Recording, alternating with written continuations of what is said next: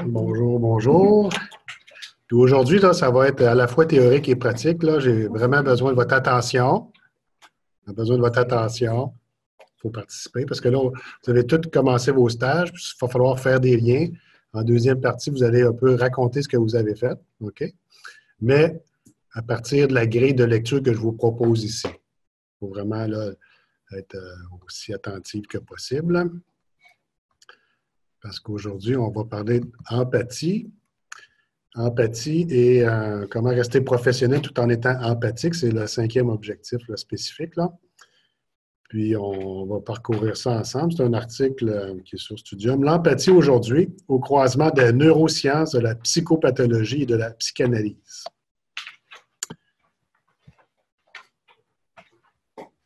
Je vais aller aux sections. Moi, vous voyez en jaune, là, c'est ce que moi, je lis et commente. Pas que le reste n'est pas intéressant, vous pourrez l'approfondir, ça peut mener vers d'autres choses, mais c'est un article plus scientifique et théorique. Donc, moi, j'essaie d'aller chercher les éléments qui vont être plus utiles pour vous dans votre pratique aussi. Puis là, c'est à ces éléments-là que vous allez vous raccrocher pour raconter votre expérience en stage. OK? L'empathie a été, mais surtout redevient aujourd'hui un terme commun à des langages différents, ceux de la psychopathologie clinique, de la psychanalyse et des neurosciences. Certes, c'est aussi le cas de l'inconscient, de la conscience, de la mémoire, de la perception ou de l'attention. Mais il s'agit alors de catégories générales impliquées par toute référence psychologique, quelle qu'elle soit. Il en va autrement de l'empathie, qui est une fonction spécifique qui n'avait pas trouvé jusqu'ici réellement sa place dans les différentes psychologies, que ce soit la psychologie clinique ou cognitive, et qui vient seulement récemment d'être découverte par les neurosciences. Hein, quand on dit empathie, on a l'impression que ça existe depuis toujours, là, mais en termes de phénomène qui est utilisé en contexte clinique, et en particulier en neurosciences, c'est vraiment assez récemment que ça a été introduit dans le domaine. Puis, on pense bien que les pères aidants vont beaucoup faire preuve d'empathie. C'est important de savoir c'est quoi ce phénomène-là.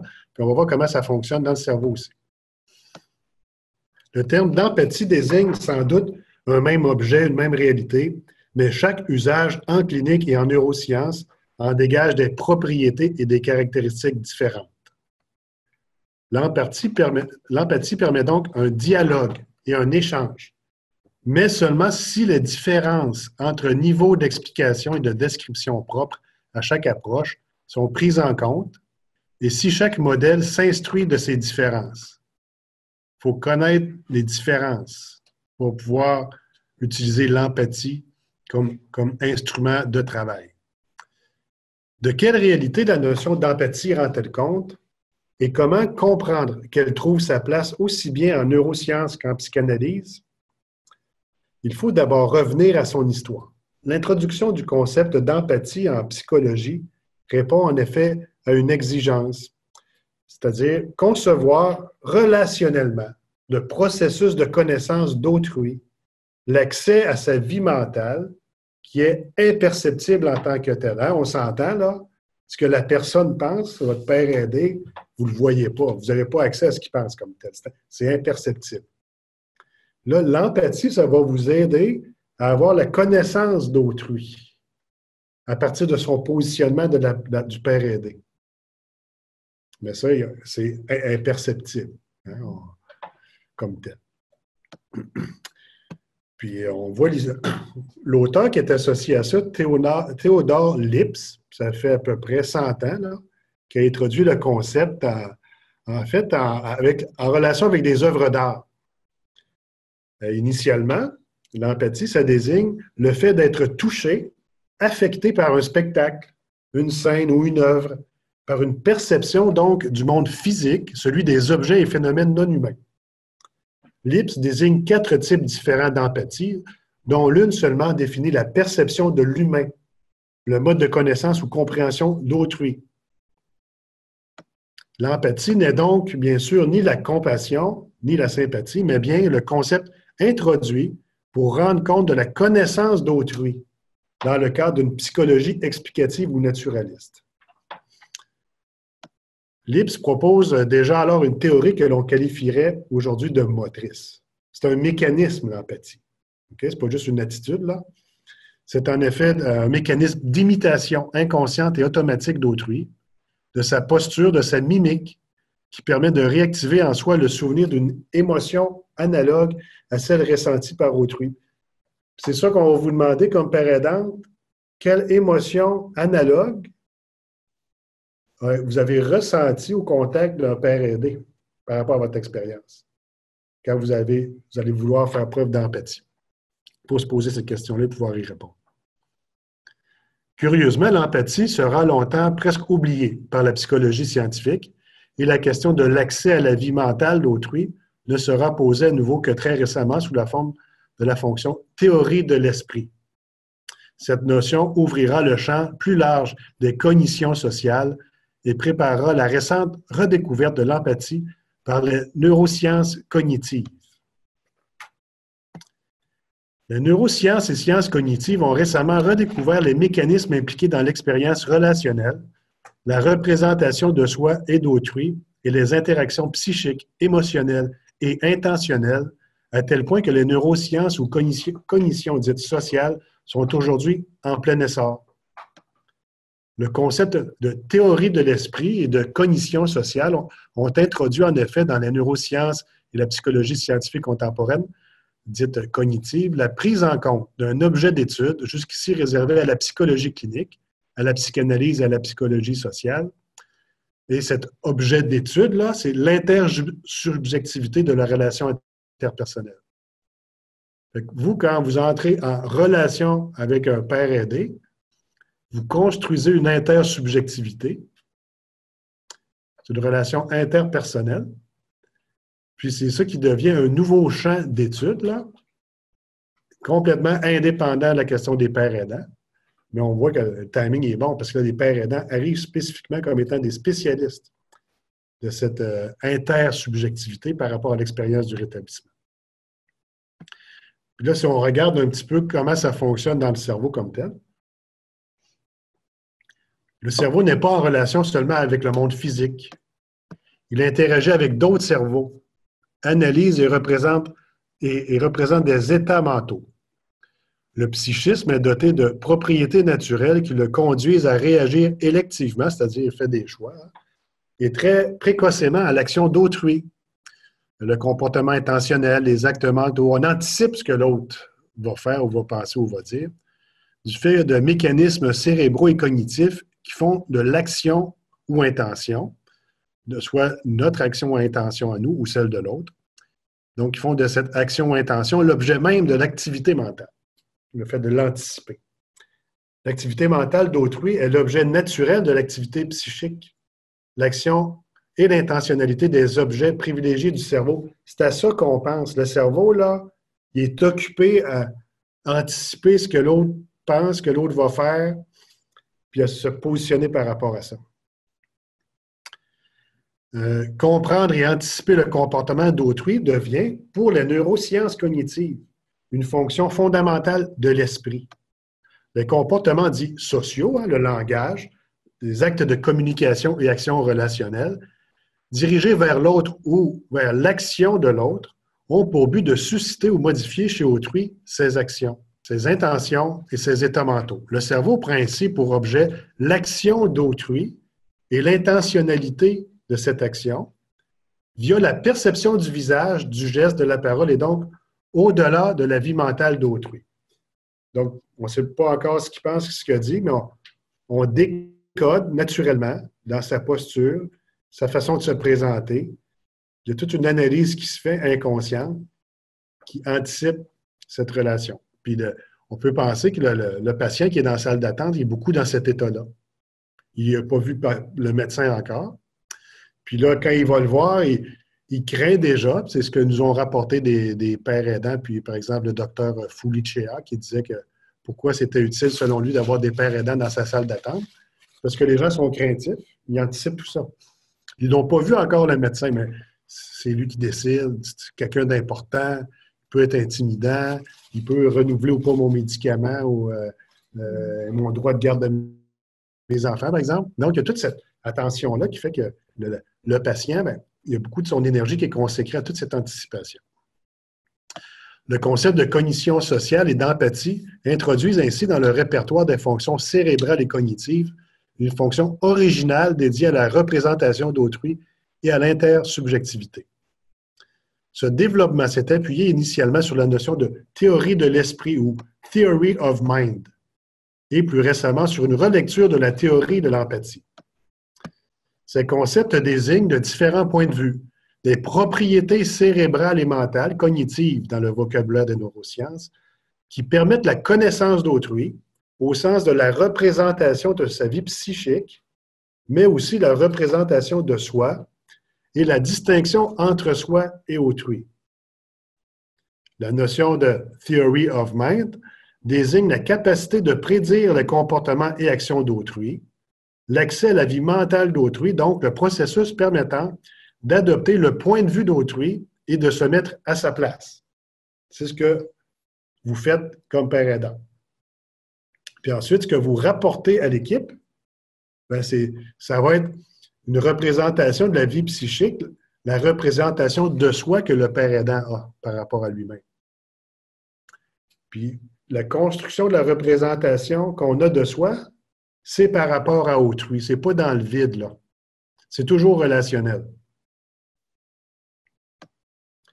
Si la theory of mind correspond initialement à un jugement ou raisonnement, la prise en compte de données neurophysiologiques, mais aussi du développement, a conduit à comprendre le mécanisme de la connaissance d'autrui de manière moins intellectualiste et plus large au sens de cognition sociale, selon une perspective qui correspond progressivement, nous le verrons, à celle de l'intersubjectivité pour la psychopathologie clinique et l'empathie.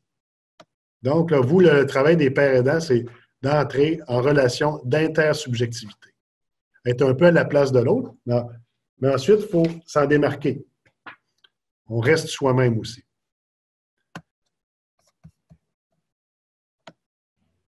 Le modèle neurocognitif dit simulationniste des cognitions sociales ou modèle de l'empathie propose que la connaissance d'autrui repose sur un processus qui assure un partage d'activités mentales grâce à un mécanisme de reproduction ou réplication de la vie mentale de l'un par celle de l'autre.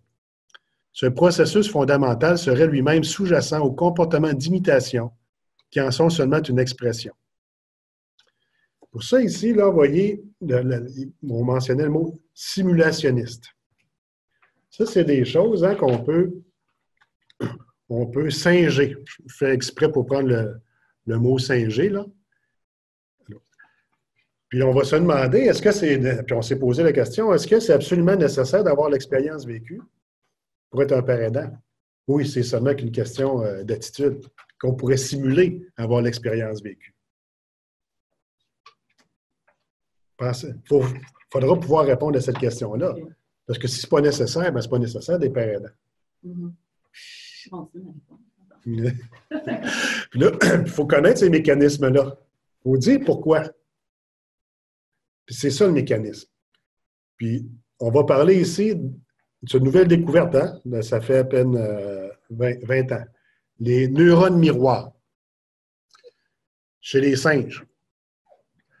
La découverte par Rizzolatti, 96, de neurones corticofrontaux prémoteurs dans le cerveau, activés de manière identique lorsque le singe se prépare à exécuter lui-même un certain acte moteur.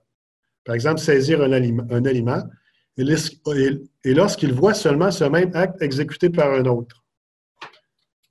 La façon que j'ai compris ça, là, c'était des tests avec... c'était un orang-outan. Puis il avait tout son casque là, de captation des réactions de son cerveau. OK? Puis dans un laboratoire. Et on regardait comment son cerveau réagissait à tel ou tel stimuli. Puis là, ils prennent une pause, l'équipe de recherche prend une pause. C'est sur l'heure du lunch. Mais l'orang-outan, il a encore son casque. Puis là, ils s'aperçoivent qu'ils sont en train de luncher. Quelqu'un prend vient pour prendre une bouchée ou le sandwich, supposons. Puis là, il s'aperçoit, parce que l'écran est encore allumé, que le singe réagit, la partie du cerveau qui réagit chez le singe, c'est exactement la même, qui serait activée si lui-même était en train de manger. C'est pas lui qui mange. Il voit l'autre manger, puis la partie du cerveau qui s'active, c'est la partie qui serait activée si lui-même posait le geste. C'est là qu'ils ont découvert ce qu'on appelle les neurones miroirs. On sait maintenant que des systèmes miroirs neurocognitifs spécifiques sont mis en jeu dans la relation interindividuelle et qu'ils assurent l'action commune chez soi et autrui de systèmes spécialisés dans la perception, la représentation et la production de l'action, de l'intention et de l'émotion. Donc, quand vous rencontrez quelqu'un dans une salle d'attente, par exemple, ce qui va s'activer, il vous observe naturellement, vous l'observez, puis il y a un phénomène là, pour entrer en communication, une façon de le faire, c'est un peu en jouant sur ce mécanisme-là qui permet la reconnaissance mutuelle. Il semble établi que ce système miroir, déclenché par autrui comme par soi, existe chez l'homme. On vient de voir que ça existait chez l'orang-outan. L'observation de l'acte moteur active la structure motrice. On parle du cortex prémoteur et du cortex pariétal, au même titre que l'imagination, la préparation et l'exécution de l'action. Le système de représentation d'action est donc actif lorsque l'action est seulement représentée, aussi bien que lorsqu'elle est préparée et exécutée, surtout lorsque l'action est engagée par le sujet, aussi bien que lorsqu'elle est perçue exécutée par autrui. De même que se représenter l'action, c'est agir. Observer l'action, c'est également agir. Puis là, on voit, on parle beaucoup du rétablissement, en particulier, est-ce que c'est la semaine dernière qu'on se disait ça, ou la semaine d'avant? Si tu ne fais rien pour ton rétablissement, ça n'arrivera pas.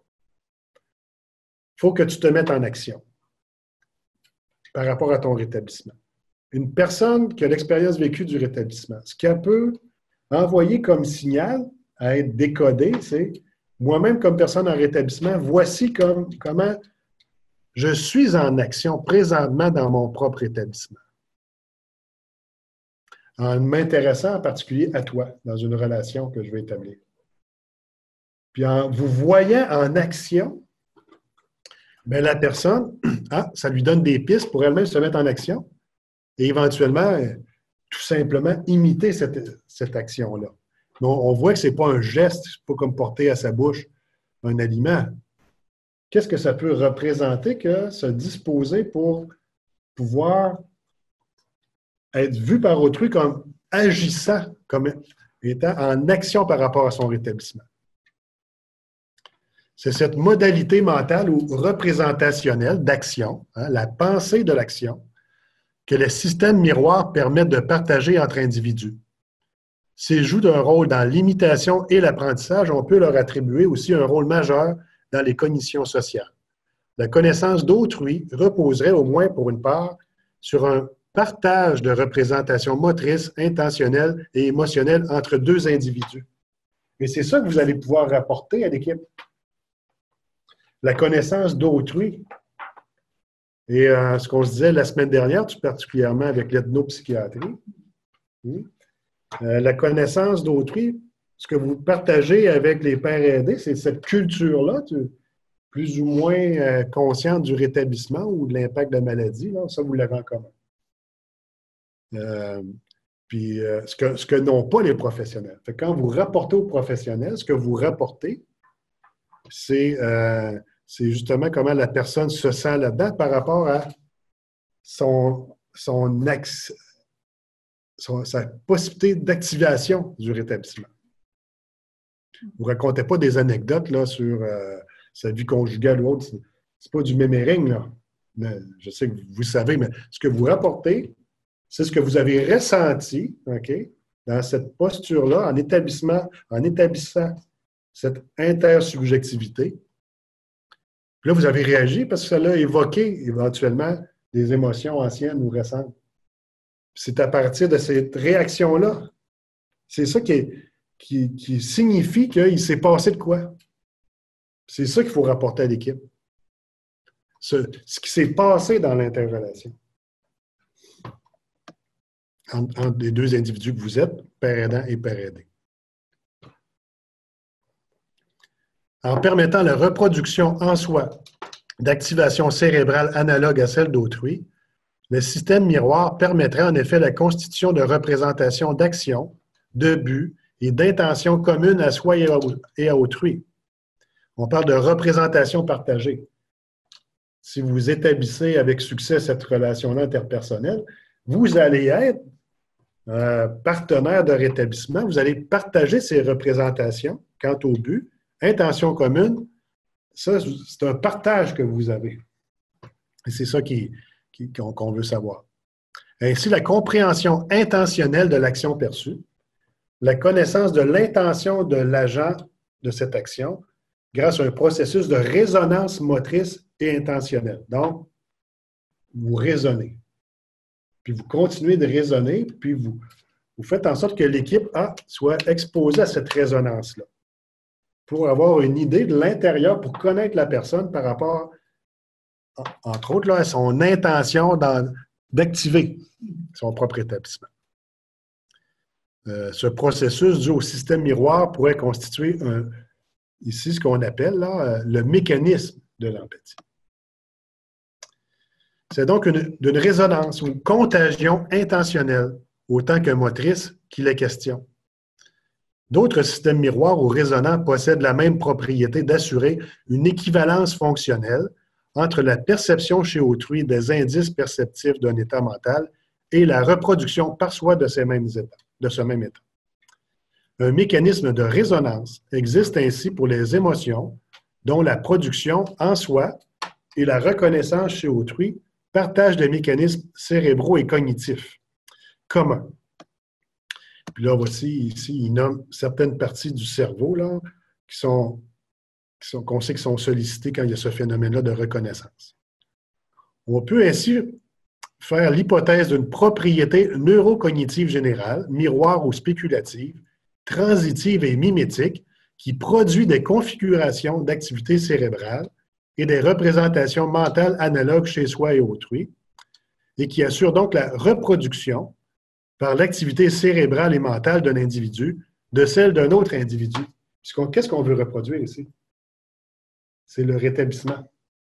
On veut pouvoir faire en sorte que la personne, là, non seulement en entende parler du rétablissement, mais qu'elle le voit en action. Puis ça va lui donner des pistes de où regarder pour trouver quelque chose par rapport à quoi se raccrocher et qui est à sa portée, c'est à quelques mètres, quelques pieds. Là. Bon, l'auteur, c'est intéressant, vous irez revoir cet auteur-là. Il y en a quelques articles là-dessus. L'auteur a proposé le système du même.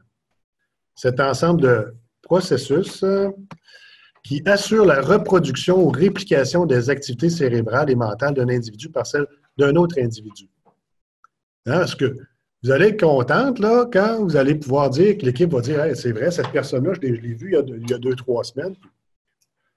Des fois, ce qui est un peu choquant qu'on entend les équipes, c'est qu'ils vont dire il n'y a rien à faire avec celui-là ou celle-là. Là. Puis là, on pense que la présence des pères aidants va peut-être contribuer à surpasser ce qu'on appelle l'impasse thérapeutique. Puis on pourrait peut-être parfois que ça va être assez clair, d'autres fois moins clair, mais là, le père aidant va avoir permis de ce déblocage-là.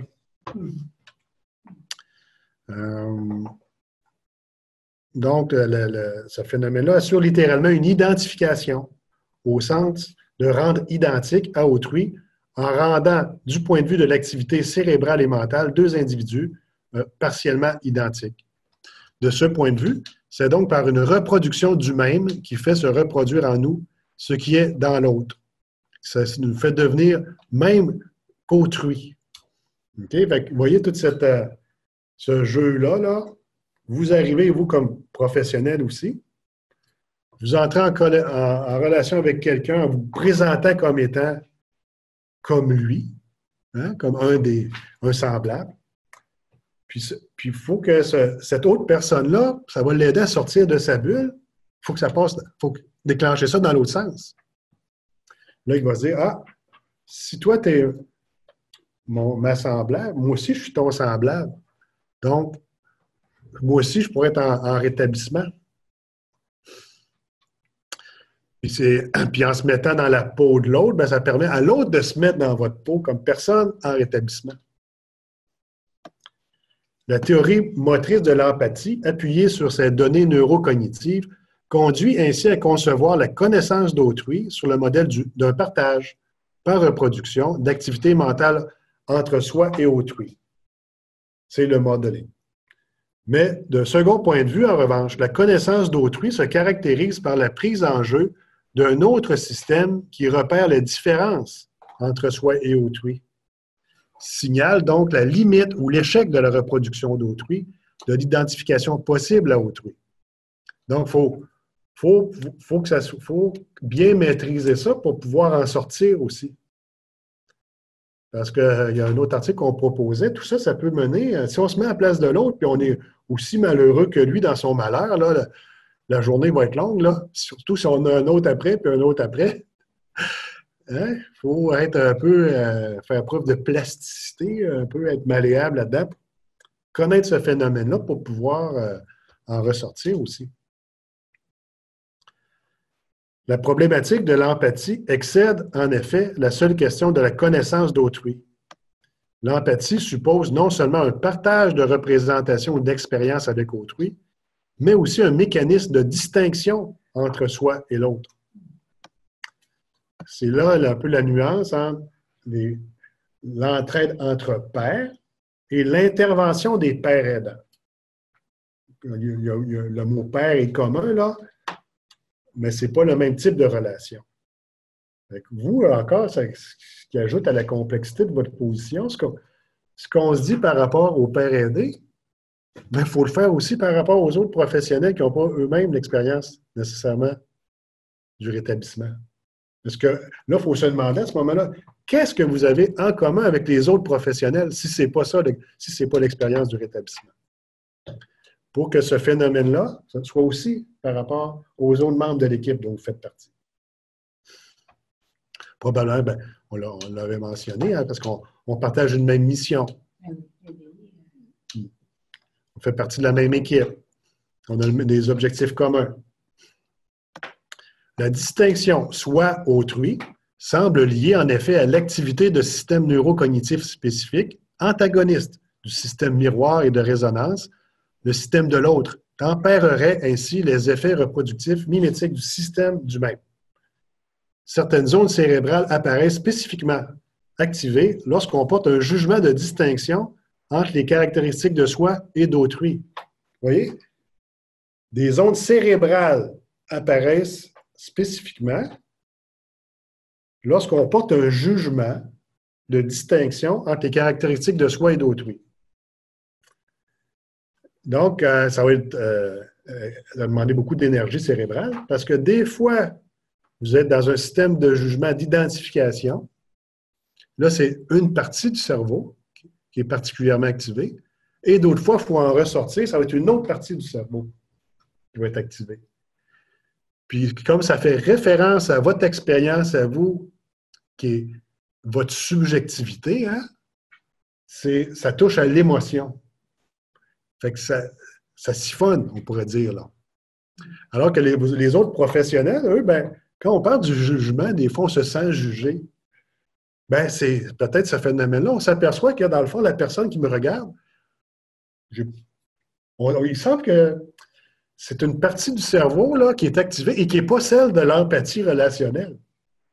C'est une partie de jugement d'autrui. Puis ça, ça ne peut pas se feindre, à moins d'être un comédien très, très... tu mérites un Oscar, là, si tu es capable de faire ça. Là. De vraiment faire activer une zone de ton cerveau pour imiter en toi-même une émotion que tu n'aurais pas vécue. Là. Okay? C'est parce que tu serais vraiment... Tu ferais juste ça dans la vie là, pour développer une telle compétence. Hein? Donc, vous voyez la distinction, là. Puis vous naviguez de l'un à l'autre.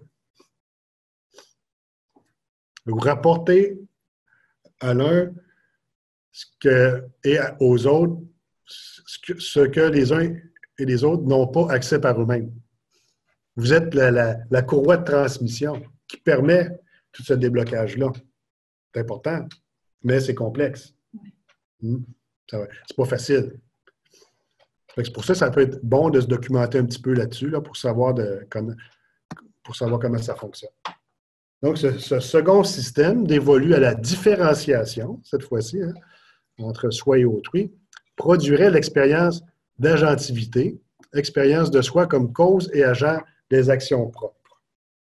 Ensuite, une analyse plus fine conduit à distinguer deux conceptions d'autrui, ou de l'étranger, donc, qui renvoient peut-être à ce que la psychopathologie éclaire comme deux modalités de rapport à l'autre. Pour une première modalité, l'autre est double de soi, même par le jeu d'un mécanisme d'identification à l'autre qui nous rend identiques à lui. Pour une seconde modalité, l'autre est repéré comme étranger, distinct, différent du soi, et on pourrait ajouter peut-être même dangereux, là. Hein? C'est comme un étranger. Moi, je suis un professionnel. Puis on fait bien attention de ne pas trop s'identifier à l'autre, parce qu'on veut être vu comme un professionnel, pas comme un usager. Donc, puis sous ce positionnement-là, le fait que l'usager, il a l'impression que non, il y a-tu pas de moi, lui-là, là? Et à cause de ce phénomène-là de distanciation, qui fait qu'on traite l'autre comme un étranger, quelqu'un de distinct, de différent de soi. Un second champ de recherche qui contribue à l'essor des neurosciences sociales porte sur les phases précoces du développement. La connaissance d'autrui naît en effet dans les interactions précoces. Son étude rejoint ainsi celle de l'intersubjectivité. On avait vu avec la question de l'ethnopsychiatrie, on se demandait d'une part, la bioscience pure dirait un organe malade, là, que peu importe la couleur de la peau de la personne qui a cet organe-là, peu importe la langue qu'elle parle, c'est la maladie de cet organe-là. C'est partout dans le monde. Mais ensuite, un autre courant, c'est plus où là, il y avait l'analyse plus de nature, on va dire, psychanalytique, parce qu'il y a une analyse là-dedans de la psychologie de la personne dans un contexte culturel. Où là, ce qui fait problème, c'est par rapport à un environnement social et culturel. C'est pas seulement qu'un organe malade, puis tu guéris l'organe, puis il n'y a plus de problème après. Le décalage est nécessairement par rapport à une normativité, hein, ce qui est considéré normal dans un groupe. Puis là, ici, ça se rejoint un petit peu. Les neurosciences sociales font un peu le lien entre les deux.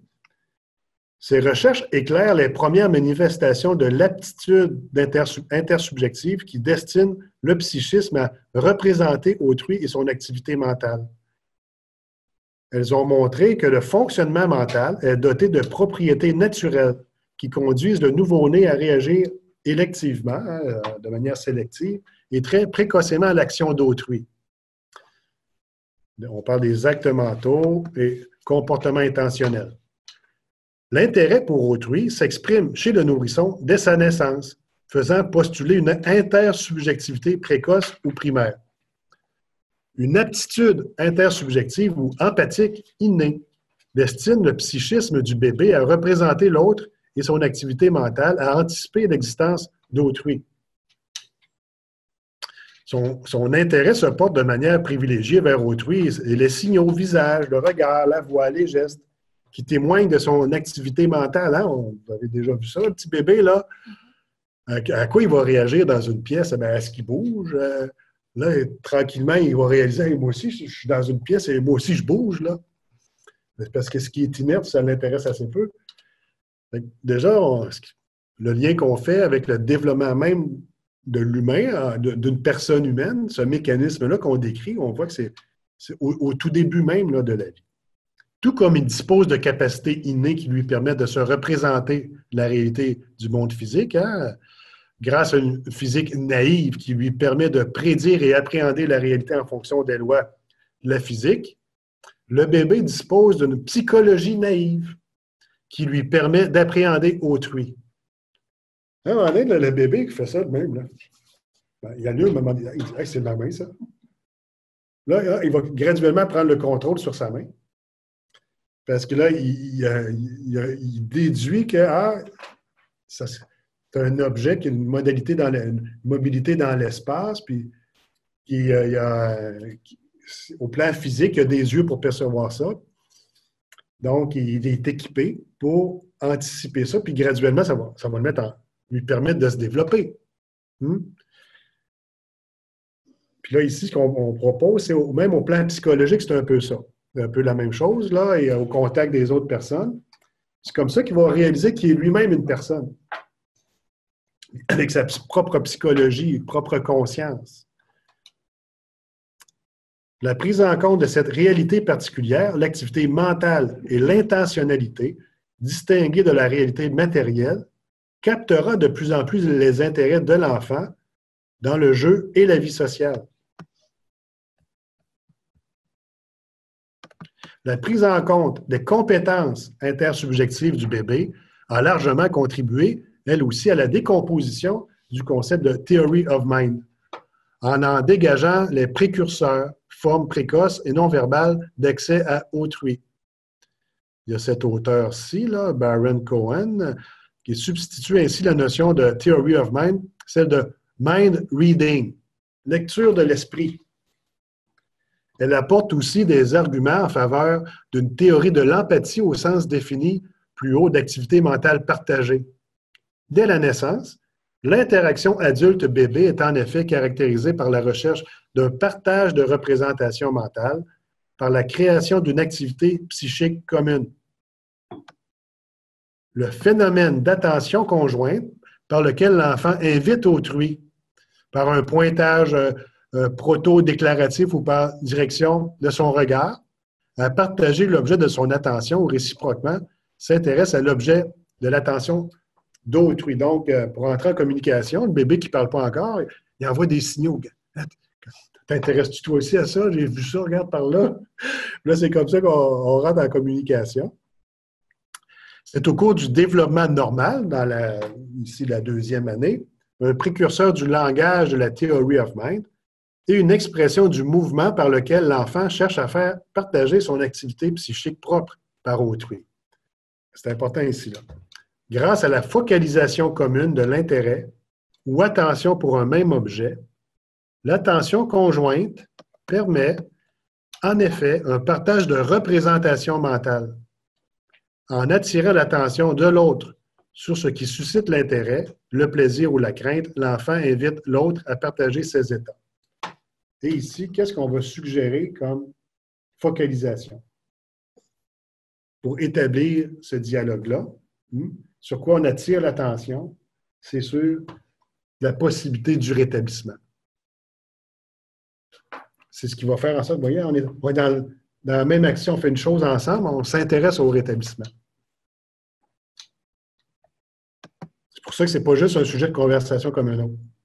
Parce qu'en plus, de manière même non verbale, on en parle. Ce couplage des activités mentales entre soi et l'autre, on peut en rapprocher d'autres processus d'apparition plus tardives qui assurent le faire croire à autrui et plus largement les comportements qui visent à induire chez autrui un état mental analogue à celui qui occupe le sujet, à assurer la reproduction chez autrui d'états mentaux et émotionnels analogues aux siens. Est-ce que c'est ça qu'on veut faire? Induire chez autrui, votre père aidé, un état mental analogue au vôtre pour assurer la reproduction chez cette personne-là d'une mise en action des mécanismes du rétablissement à partir d'un partage d'états mentaux émotionnels qu'on a en commun. Ce mouvement est en miroir de la tendance mimétique qui induit la reproduction en soi des états mentaux d'autrui, la tendance innée et précoce à l'empathie, c'est-à-dire à partager la vie mentale d'autrui et à faire partager par autrui sa vie mentale. Ça exprime une espèce de pulsion de partage. Ici, ce qu'on se dit, c'est le postulat, on se dit, tout le monde là devrait vouloir être en rétablissement. Normalement, ça serait naturel. Puis tout le monde veut être en interaction avec autrui. Ça se peut que... donc, ce qu'on cherche à réveiller, c'est un mécanisme tout à fait naturel qui est déjà là, qui a toujours été là. Puis on en parle même comme d'une pulsion naturelle que de vouloir entrer en partage. Puis là, on arrive là avec plus spécifiquement les problèmes de santé mentale. Le premier rapport consiste dans la démonstration de l'importance de l'empathie et des processus mentaux partagés dès les premiers temps de la vie, sans cependant que l'on puisse y voir un stade archaïque du développement, ni opposer l'existence d'une représentation de soi à celle du processus mentaux partagé. C'est-à-dire, là, le mécanisme qu'on décrit ici, ça vient de la psychologie infantile. On a pris le terme bébé nourrisson. Est-ce qu'on va se comporter avec le père aidé comme si c'était un bébé ou un nourrisson? Hein? On ne fera pas des gaga-gougou, là. OK? Mais ce qui est intéressant, ce qu'ils disent ici, c'est que ce mécanisme-là, même s'il était primitif, OK, au début de la vie, là, mais il reste toujours là. Puis en se développant, en devenant adulte, c'est pas ça qu'on voit d'emblée. La psychologie s'est complexifiée, mais ce mécanisme-là, c'est pas seulement que chez les bébés, c'est chez tout le monde. C'est ça que ça veut dire, en gros, ce passage-là. Là. Puis je vais sauter tout de suite à la question de la psychose. Ici, on décrit les psychoses comme une pathologie, justement, de l'empathie. Nous trouvons donc au cœur de l'empathie la problématique du même et de l'autre, du semblable et du différent. L'empathie suppose en effet deux mouvements symétriques. Le soi se représente sur le modèle de l'autre par identification et l'autre est représenté sur le modèle du soi par empathie. Puis, ce qu'on constate, hein, soit ça a été décrit comme ça, mettons, l'autisme. Bon. Supposons que vous êtes parent d'enfants autistes ou qui a des problèmes de santé mentale. Vous êtes le frère, la sœur, tout ça. À un moment donné, tu te dis, Caroline, pourquoi que mon enfant, il ne fait pas juste comme les autres? Il a juste à regarder. Pourquoi qu'il ne les imite pas? Ça serait tellement plus simple, là. S'il s'apercevait que il ne faut pas taper sa table tout le temps ou il ne faut pas crier, il faut faire comme les autres. Fais comme les autres, ça irait donc bien. Hein? Ce qu'on a observé, dans le fond, c'est peut-être que c'est justement ces parties du cerveau-là liées à l'empathie, parce que tu reconnais par un effet miroir d'imitation. C'est peut-être qu'ils n'ont pas cette capacité-là d'imiter autrui. Et on a entendu parler, on l'a vu avec Lucilla et Dr Motron. Souvent, c'est un cliché de dire les personnes autistes ne peuvent pas faire preuve d'empathie parce qu'ils n'ont pas ce mécanisme-là de reconnaissance chez l'autre de ses états émotifs. Puis quand on est envahi par la maladie, là, on est probablement moins disposé, hein? Vous savez peut-être mieux que moi, à être à l'écoute de l'autre, à se mettre dans la peau de l'autre. On a beaucoup de difficultés bien par rapport à soi-même. Fait que ce mécanisme-là de reconnaissance mutuelle, interrelationnelle, il n'y a pas apparemment une façon de décrire ça comme étant problématique, et, voire même pathologique, c'est que ce mécanisme-là, tout naturel au début de la vie, qui fait que même ton développement au niveau cérébral, là, même si c'est un organe qui est dans une boîte crânienne fermée, il est en relation avec d'autres cerveaux, c'est ça qui fait le développement. Mais il semble que cette intersubjectivité-là, ce relationnel-là, soit brisé. Puis qu'à ce moment-là, le père aidant, là, je vais vous demander, vous avez commencé vos stages, comment vous utilisez des concepts comme ceux-là? Est-ce que vous avez observé des phénomènes comme ceux-là? Est-ce que vous pensez que c'est pertinent pour entrer en contact, pour peut-être favoriser chez la personne la récupération ou la réparation de cette capacité? Alors, qu'en pensez-vous? Là, c'est vraiment, il faut me raconter par ce biais-là vos stages.